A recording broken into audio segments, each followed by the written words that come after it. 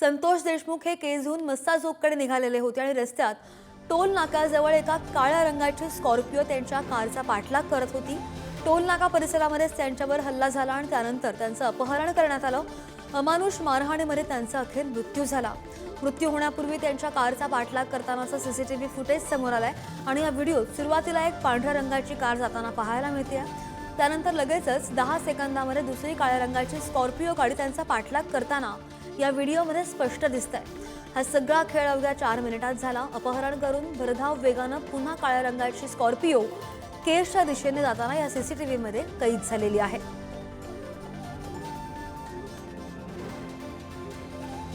आणि या दृश्यांच्या माध्यमातून आपण पाहू शकतो देशमुख यांची गाडी जातानाची आणि त्यांच्या मागून स्कॉर्पिओ गाडी होती काळी, त्यांचा पाठलाग करतानाचा व्हिडिओ एका सीसीटीव्ही कॅमेऱ्यामध्ये चित्रित झालेला आहे। आणि तेव्हाची ही दृश्य 2 काळ्या गाड्या होत्या आणि त्यामधून 4 मिनिटांमध्ये त्यांचं अपहरण करून त्यांचा खून करण्यात आला।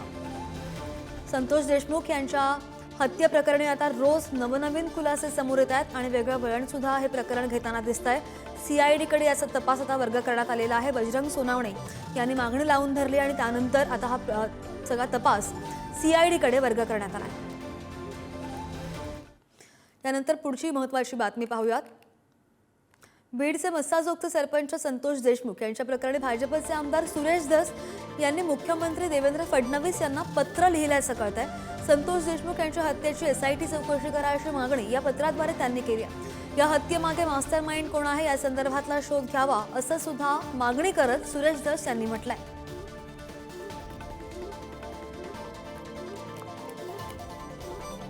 बीड जिल्ह्यातील सरपंच संतोष देशमुख यांच्या हत्या प्रकरणी आमदार सुरेश धस सुद्धा आता आक्रमक झालेले आहेत आणि अशा आशयाचं पत्र त्यांनी लिहिलेलं आहे, आपण स्क्रीनवर पाहू शकतोय।